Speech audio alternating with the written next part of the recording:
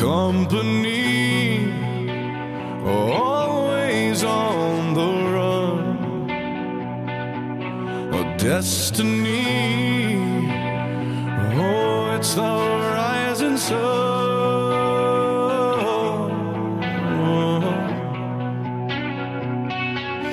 I was born, a shotgun in my hands, behind the gun, I'll make my final stand.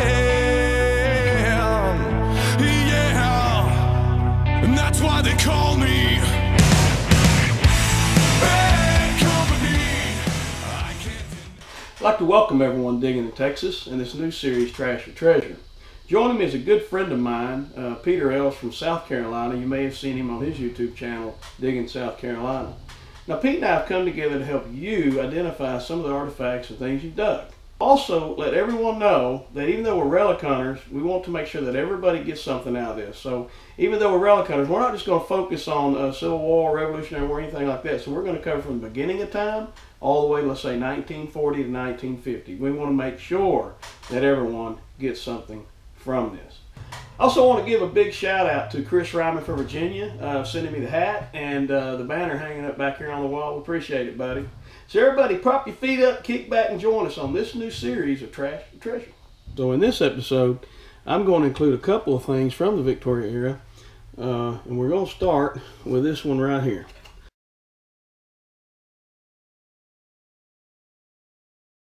Alright, so we have this piece right here. You see it? Right there. This is bent up. It should be bent down. It came undone. Alright. Now, I remember digging these. We still dig these. Matter of fact, I just dug this one in South Carolina relic hunting. So what we got here is the points for a coil to a Model T Ford. Alright. That's what this is. Now, I don't know why we found so many. I think they just replaced them and chunked these things because we find them everywhere. I mean, literally. Now, I've also provided some pictures for you to see this, how it looked and how it was mounted.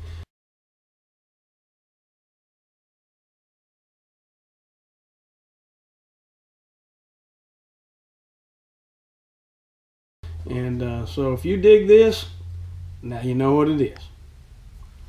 Hello, welcome to Digging Texas in this episode of Trash or Treasure.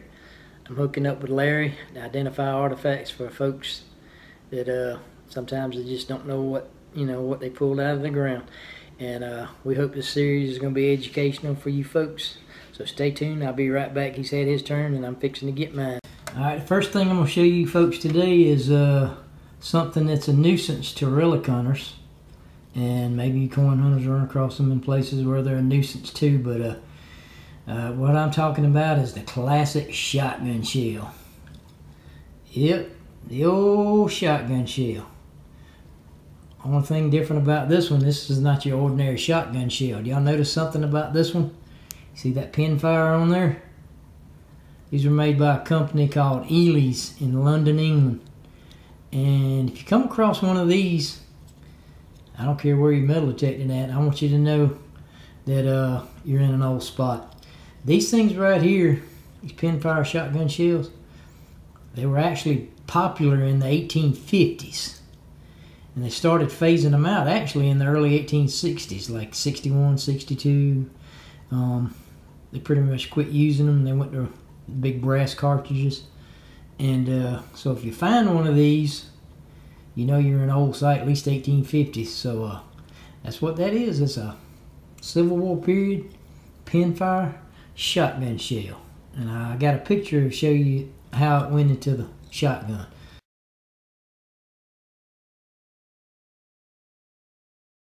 So that's the first thing I've going to ID for you today. That right there means it's Civil War period. And don't throw it away like you do your other ones. Now, the next item I want to show you and identify is also from the Victoria era. Now this piece is going to date back to about the late 1890s to around 1900. And these pieces right here. Look at here. These right here. Now they just look like little toy pistols.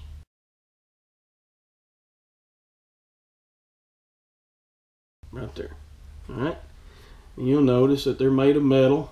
All right, pot metal maybe. I guess that's what that is. Lead, something like that.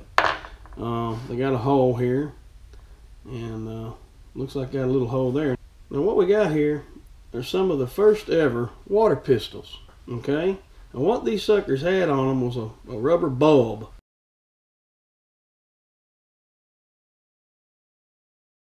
So what you would do is you would fill the bulb full of water and then push it up on the nipple of the gun right here. And you squeeze that bulb, and water would come shooting out the end of that little pistol right there.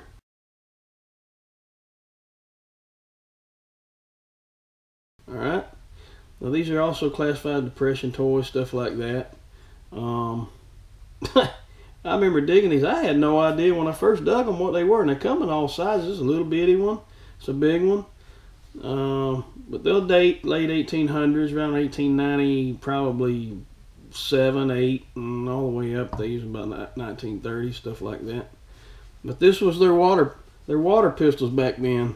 You know, you'd probably get off one shot, and you had to go refill. So you had to be a good shot if you were using these. That's for daggum sure. Now, I saw these for sale for anywhere, you know, depending on the shape. Now, this don't have the bulbs on them. I seen them sell for as much as $65. So if you've dug these, now you know what you got. Alright, the next thing I'm going to identify for you is something I've seen over and over and over again, identified by people who don't know any better. They think these things are sword hangers, okay? Now, I'll show you a real sword hanger in just a minute, but I promise you, this is not a sword hanger. And here's what I'm talking about. See that?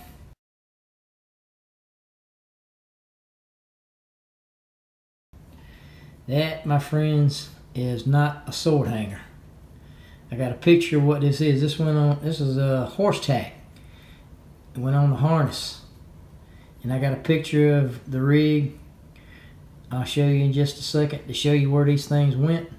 This one right here is probably from the 1830s, 1840s. You find them in colonial sites, probably on up. But yeah. That, my friends, even though you might think it looks like a sword hanger, no. That is horse tack.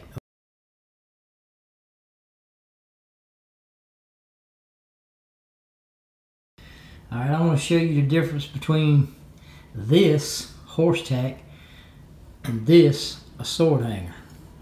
See that? That's where the spring was, where you could actually, something could lock in there and hang. There's no place for this to hang, okay? This was just made for a leather strap to go through here and pull something, you know. Horse tack. This is the sword hanger. I guess you can see, you know, where the resemblance is, a little bit of resemblance, but that's where it ends. No. Horse tack, sword hanger, okay? So always remember that. You gotta have that spring in there for it to be a sword hanger. The next pieces I want to talk about are these right here.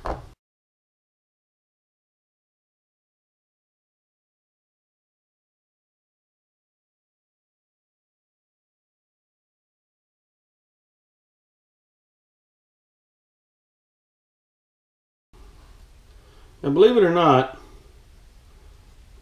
these two items right here, this is a shield, of course you can see that, it's bent, and a heart, actually serve the same purpose. Alright. I also have found the one, as I just showed a picture of the Masonic one. It was a heart shape, but Masonic emblems on it. Now, believe it or not, for the longest,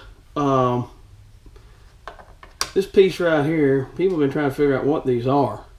And including myself. I had no idea. And the answer was right in front of me the whole time. I just wasn't paying attention. So I finally figured it out. My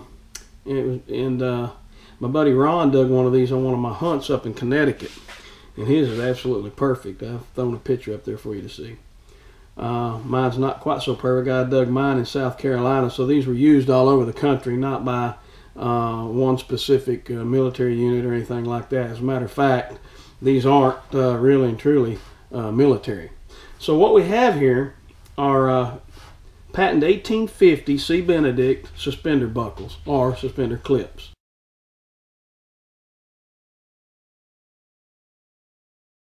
And if you roll them over, you'll see that all the same functions and the way it was used are in place. This had a bar with 2 sharp pins on it that clipped into these grooves, as did this piece.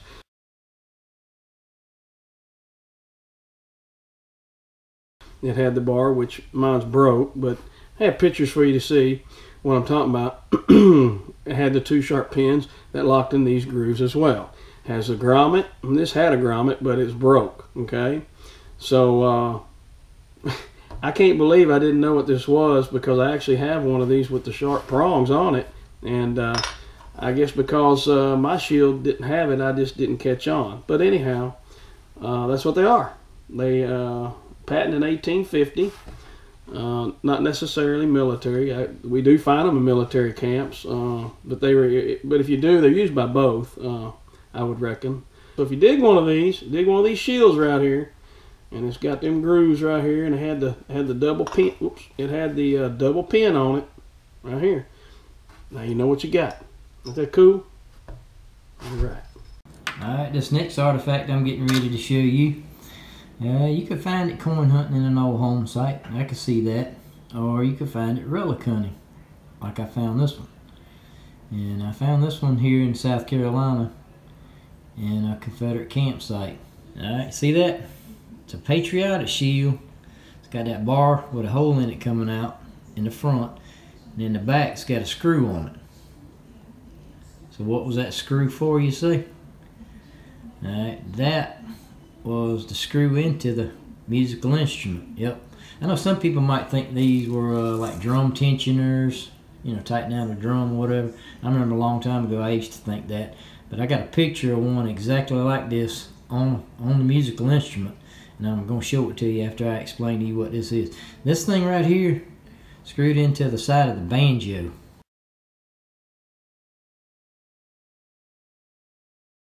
Alright, that's the musical instrument it was made for.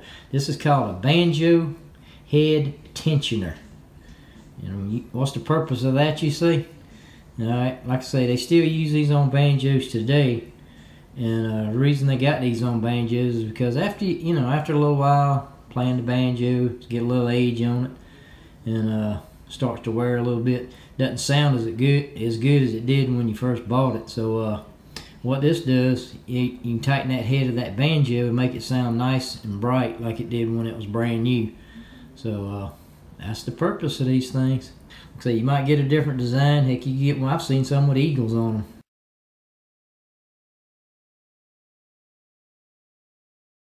One of you coin hunters or metal detectors or even a relic hunter pulls one of these out of the ground. Now you know. A banjo head tensioner. So we decided to start a new segment on this series of Trash and Treasure called What the Fook Is It? It's where you send in an item that you don't know what it is, and we take a shot at telling you what the fook it is. Or you can videotape yourself identifying an item you dug, and we'll put it on the show. This week we have 3 items sent in. 1 from Jeffrey Flanagan from South Carolina, and 2 from Ron Swinson, California. Now here's a piece sent to us from Jeffrey Flanagan of South Carolina. This piece is cast brass. It has 2 openings in it, one larger than the other, and as you can see, it's bent. Now here's what the piece should look like, not bent. Now what Jeffrey's dug here is one of the slides to an 1855 rifleman's waist belt plate. Okay, it's got a solid cast tongue and it has 2 slides, as you can see. They are French style plates. They were imported, and some of them were fabricated at government arsenals. This buckle was actually authorized for the Marine Corps riflemen, but some of the Army regiments of the Potomac were issued these as well. So that's what it is. Now you know. Alright, this next item I'm fixing to show you was sent in to us by Mr. Ron Swinson. He's got a channel on YouTube. It's called California Relic Hunting Adventures. Ron's a good friend of ours, and he sent this in so we could put it in the What the Fook Is It? Alright, these things right here, even I personally always, when you dig one of these things up, here's one style, and here's another style. And when you see this, you like, That is a suspender buckle. Okay? For years, we thought these were suspender buckles until Ron sent us these pictures that showed us even we were wrong.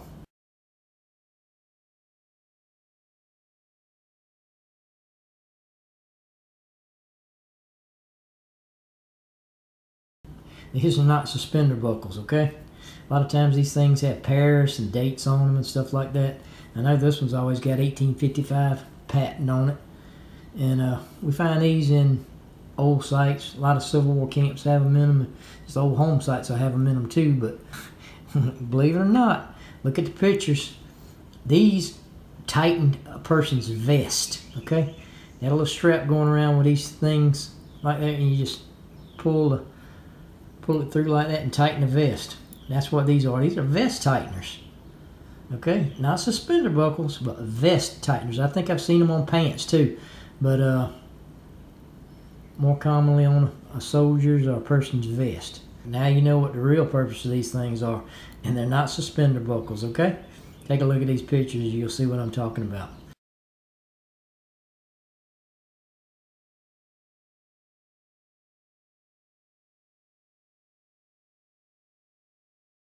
Vest tightener. Who'd have thought that, huh? Thanks, Ron, for sending that in. And you folks check out Ron's channel. He's a good friend of ours. California Relic Hunting Adventures. Well, we find some neat stuff out there. So thanks again, Ron. We appreciate it. Okay, the next thing I'm fixing to show you was sent to us again by Mr. Ron Swenson of California Relic Hunting Adventures. This is called a boot toe plate. See that? And it was nailed to the front of the boot to keep the leather from wearing down. And they were real popular in the 1850s and 1860s.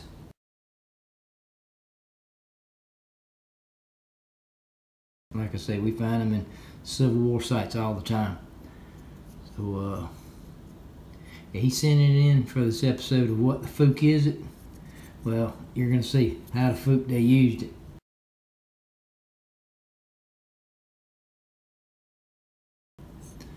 So, the common Civil War period boot toe plate. So, now you know how they used them. Alright, until next time, we'll see you.